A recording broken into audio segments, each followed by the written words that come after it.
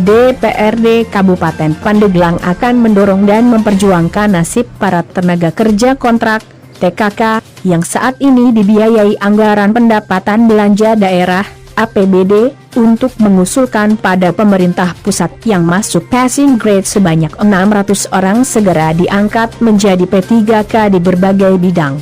Hal itu terungkap salah satu anggota DPRD Pandeglang, Agus Sopian, SP dari fraksi PKS dalam rapat Badan Anggaran Rencana APBD 2021 bersama TA, PD di Ruang Banmus DPRD Pandeglang, Jumat, 13 November 2020. Sore pukul 17.00 waktu Indonesia Barat. Menurut Agus Sopian, bahwa terkait dengan rencana pemerintah pusat mengangkat tenaga honorer menjadi P3K, asumsinya bahwa anggaran pusat ke daerah dititipkan ke dalam DAI alokasi umum (DAU), dan kami minta Pemkab Pandeglang untuk segera mengkonfirmasi ke pusat siapa yang membiayai gaji P3K itu. Kalau tidak dari pusat, kita minta TKK yang passing grade sebanyak 600 orang secepatnya diangkat. Jangan seperti ini nasib mereka TKK terkatung-katung yang masa kerjanya sudah belasan tahun mengabdi di Pemkab Pandeglang, tandas Agus Sopian yang juga Ketua Komisi 2 ini. Sementara Kepala Badan Kepegawaian Daerah (BKD) Kabupaten Pandeglang, Haji Ali Fahmi Sumanta mengatakan pihaknya akan secepatnya komunikasi dengan BKN dan Mempan RB karena menyangkut soal keuangan. Mudah-mudahan secepatnya ada solusi ke arah sana, pengangkatan P3K, agar bisa teramakan semua TKK yang sudah masuk passing grade secara bertahap, dengan catatan TKK akan ditetapkan P3K dan akan dibahas bersama tim anggaran DPRD Pandeglang. BKD pasti akan memperjuangkan nasib TKK yang passing grade, kata Fahmi. Dari Pandeglang, Banten, tim liputan Channel Dani Production mengabarkan.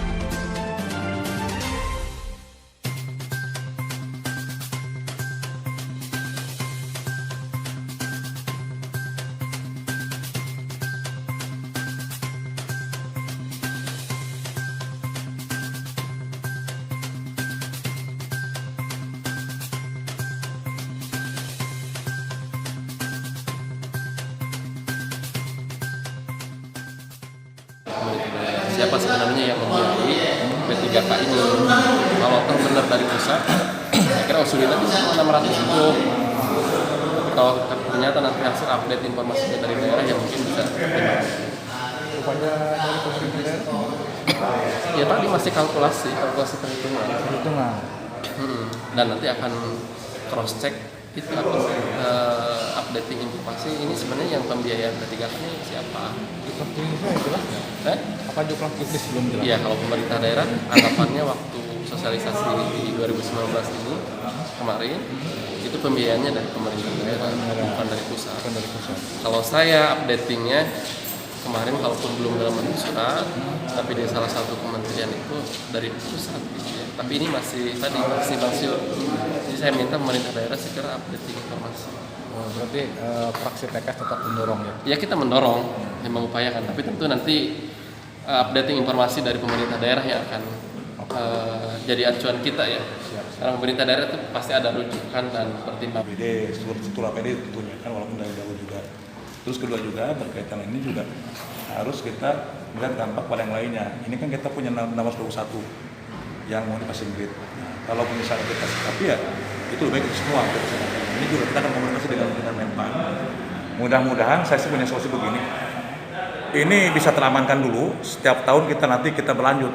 Ya, setiap bertahap. tahun. Ya, bertahap. Itu yang kita harapkan. Kalau pahitnya.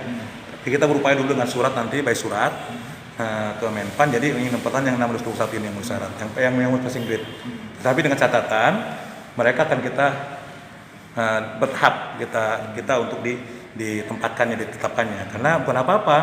Kaitan dengan ini kan harus dibahas dengan tim anggaran. Kita nggak bisa memutuskan sendiri. Tapi kalau kami hanya teknis saja sifatnya. Gitu. Itu mungkin. Tapi yang jelas BKD sendiri akan memperjuangkan itu ya? Oh jelas pasti. Kami memperjuangkan Pak Pali Ketua. Bahkan kita juga akan membuat surat ya. Mudah-mudahan juga sejalan dengan pimpinan untuk selama memang itu formasinya ada di P3K, di TKK, kenapa tidak? Kita manfaatkan P3K saja. Kenapa? Karena P3K itu atau TKK itu kan rata-rata atau honorer mereka kan usianya udah lewat. Ya, sementara untuk berkiprah di umum, di formasi umum saya kira sulit karena sudah usianya lewat semua.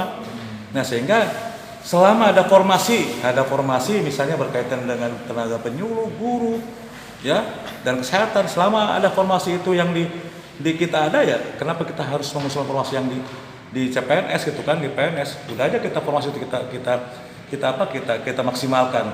Kelebihannya apa? Manfaatnya. Mereka rata-rata kalau tempatkan itu di domisili di tempatnya jarang mereka untuk pindah. Ya.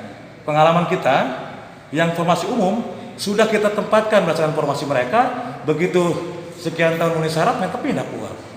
Ini kita inginnya ada keseimbangan di sana sehingga sampai kapanpun akan tertata terus di kepegawaian ini gitu. Ini harapan kita. Jadi tentunya mudah-mudahan ini kita juga sedang kita pikirkan apakah itu kita harus lakukan supaya kita fokus kepada P3K atau honorer berkaitan dengan program P3K. Bukan kita tidak memindahkan formasi PNS, tidak. Tapi kalau tidak ada misalnya kaitan dengan teknis, dokter, nah kenapa tidak? Tapi kalau misalnya tenaga kesehatan, bidan, misalnya perawat, guru, ya terus penyuluh kan banyak dari mereka yang sudah honorer atau yang TKK. Ini yang kita pikirkan, mudah-mudahan itu menjadi terus menerus mereka tuh bisa terfokus ke sana. Selama tidak ada formasi kita manfaatkan untuk P3K. Tapi kalau misalnya ada formasi, ya kalau misalnya ada formasi kita manfaatkan. Tapi selama tidak ada formasi ya kita akan minta gitu. Ingin saya begitu. Oke. Himbauannya seperti apa?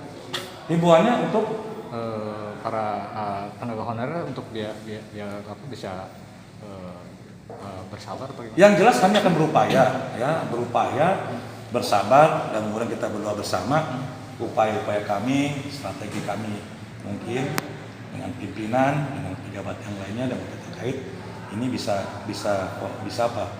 memperjuangkan mereka dengan maksimal.